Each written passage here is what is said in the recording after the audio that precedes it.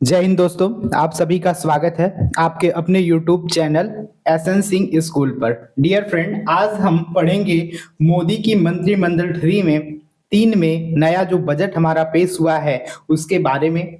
इसमें क्या कुछ नया है, आज हम उसके बारे में चर्चा करेंगे। ओके माय डियर फ्रेंड, तो हम बजट का इतिहास जानते हैं। तो बजट है वह कैसे, मतलब कहाँ कहाँ से संबंधित है, किस प्रकार से है, उसके बारे में पहले हम चर्चा करते हैं। फिर उसके बाद हम नए बजट के बारे में चर्चा करते हैं। ओके डियर, तो हम बताते हैं आपको। जैसे बोला है बजट का इतिहास, तो बजट का इतिहास क्या रहा है।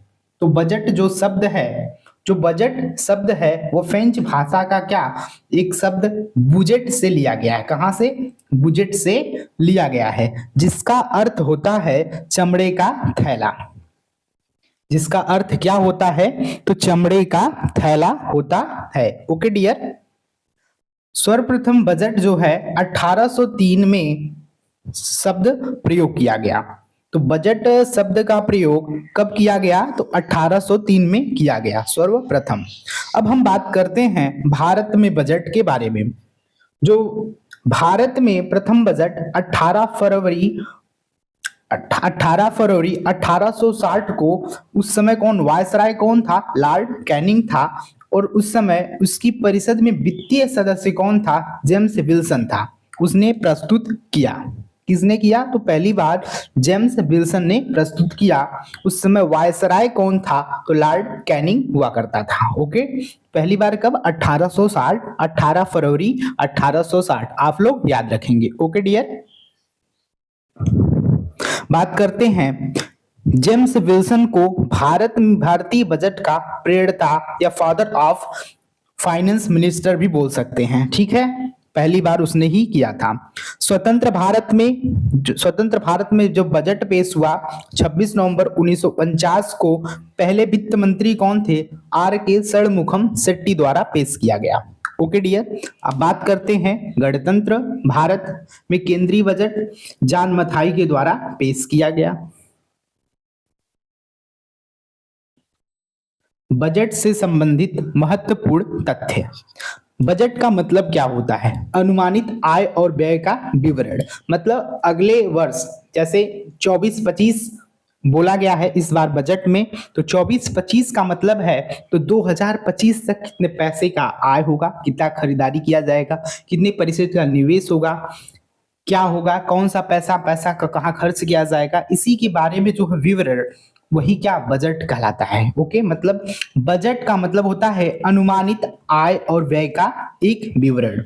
यह एक छोटे टर्म के लिए होता है, नहीं कि पूरे जीवन पर्यंत, अब हो गया तो पूरा 10 साल 20 साल के लिए नहीं, छोटे टर्म मतलब एक सीमित अवधि, 2 साल, 1 साल, 3 साल। ओके डियर, बजट सार्वजनिक एवं संसदीय नियंत्रण से मुक्त नहीं होता है। मतलब इसमें संसद का क्या नियंत्रण होता है। ओके डियर, 2017 में बात करते हैं। 2017 में पहली बार भारत में संघीय बजट को 2 स्तर पर प्रस्तुत किया जाता था। मतलब 2017 से पहले तक, मतलब 2017 से पहले तक भारत में संघीय बजट को 2 स्तर पर प्रस्तुत किया जाता था। आम बजट, एक है रेलवे बजट। जो आम बजट है उसे वित्त मंत्री प्रस्तुत करता था और रेलवे बजट रेलवे मंत्री प्रस्तुत करते थे। ओके डियर, अब इसे एक कब कर लिया गया? एक समिति बनी, विवेक देवराय समिति की सिफारिश पर वर्ष 2017-18 से रेल बजट को आम बजट के साथ ही प्रस्तुत करने का क्या किया गया? निर्णय किया गया। इसलिए अब पृथक रेल बजट को पेश करने की जो परंपरा थी उसे क्या कर दिया गया? समाप्त कर दिया गया। ओके डियर, अब हम बात करते हैं जो बजट है उसका प्रसारण टेलीविजन पर कब शुरू हुआ। तो 25 फरवरी 1992 को पहली बार भारत में रेल बजट को, तथा 29 फरवरी 1992 को ही आम बजट को टेलीविजन पर प्रसारण किया गया। ओके। कुछ ऐसे प्रधानमंत्री भी रहे जिन्हें जो वित्त मंत्री के पद पर बने रहे, जैसे मोरारजी देसाई रहे, चौधरी चरण सिंह, विश्वनाथ प्रताप सिंह तथा डॉक्टर मनमोहन सिंह। देश के ऐसे 4 प्रधानमंत्री हुए जो वित्त मंत्री के पद को भी संभाल चुके हैं। ओके जी। अब हम बात करते हैं भारत में सबसे अधिक बार बजट पेश करने वाले जो वित्त मंत्री हैं वो कौन है? मोरारजी देसाई जी हैं। कितनी बार? तो कुल टोटल 10 बार पेश किया। ठीक है। केंद्रीय वित्त एवं कारपोरेट कार्य मंत्री निर्मला सीतारमण के द्वारा 1 फरवरी 2021 को वर्ष 2021-22 के लिए केंद्रीय बजट पेश किया गया, जो पूर्णतः डिजिटल मतलब कागज रहित, इसमें कागज का प्रयोग नहीं, डिजिटल बजट रहा।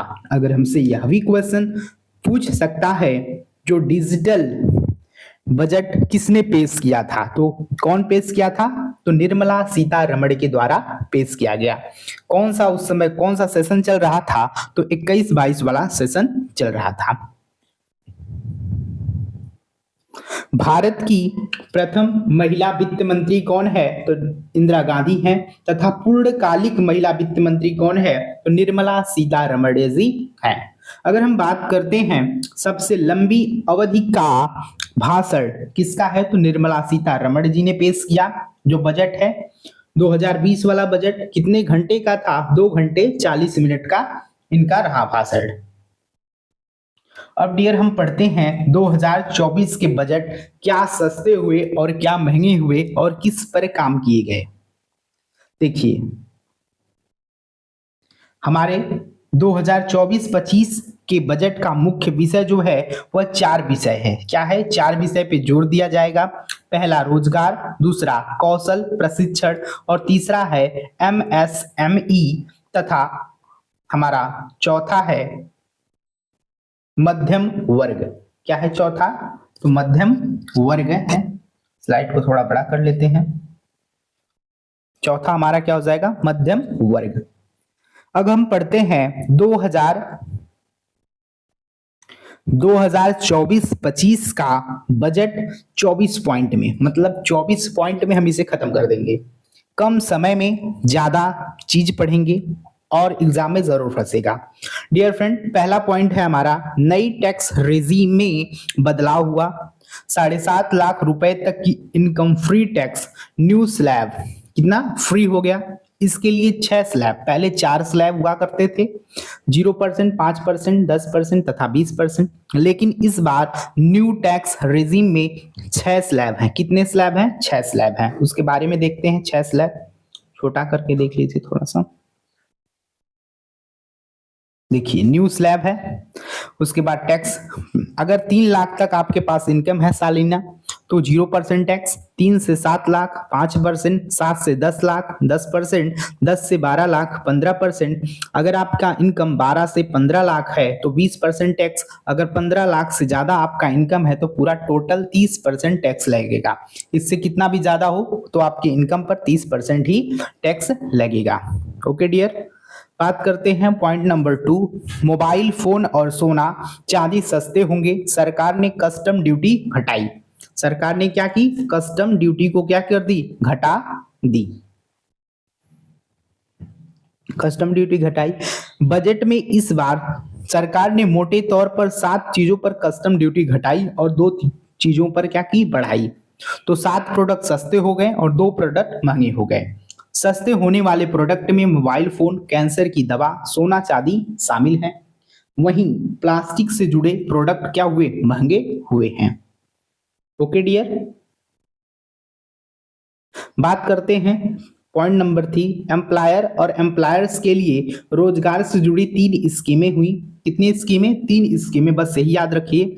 पहली, एक बार जॉब करने वाले के लिए स्कीम है। मैन्युफैक्चरिंग में जॉब स्कीम के लिए ऑप्शन बी है, स्कीम बी है। और एम्प्लॉयर्स के लिए ऑप्शन सी है।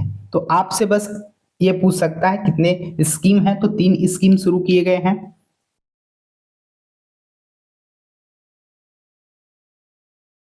थोड़ा सा डियर फ्रेंड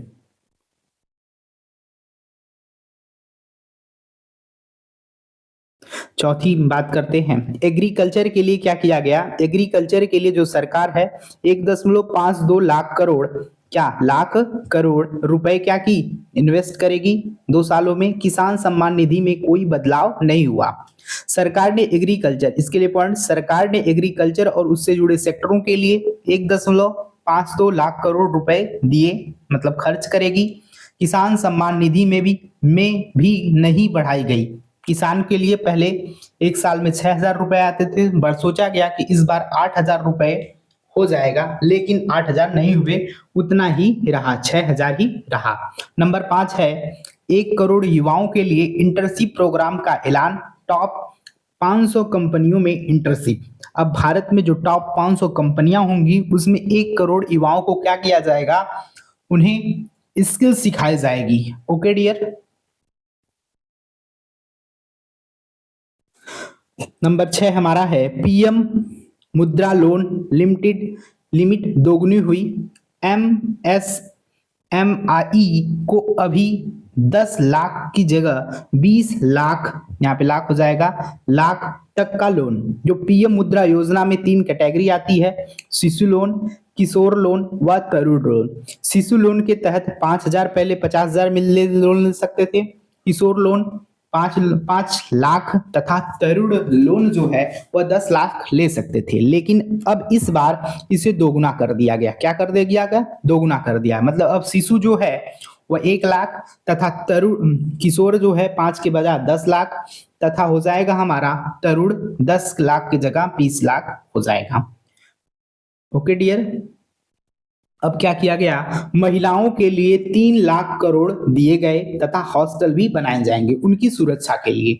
उन्हें सम्मान दिया जाएगा, उन्हें रोजगार दिया जाएगा। इसके लिए 3 लाख करोड़ महिलाओं के पीछे खर्च किया जा रहा है। ओके डियर, आगे बढ़ते हैं।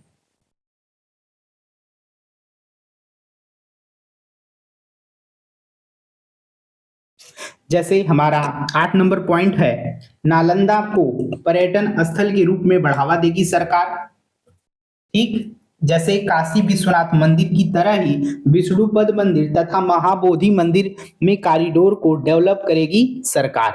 ओके, जैसे काशी विश्वनाथ मंदिर को सरकार ने पर्यटन के लिए बढ़ावा दिया है, ठीक इसी प्रकार बिहार के विष्णुपद मंदिर और महाबोधि मंदिर को भी उसी तरह बनाएगी। जो नालंदा विश्वविद्यालय है बिहार में, उसे भी पर्यटन में बढ़ावा दिया जाएगा। जो हमारा 9 नंबर है, सरकार ने एंजल टैक्स को खत्म किया, स्टार्टअप को राहत मिली। एंजल टैक्स का मतलब है जो शेयर मार्केटिंग लोग करते हैं उसके लिए टैक्स देना पड़ता है, तो जो वो टैक्स को समाप्त कर दी।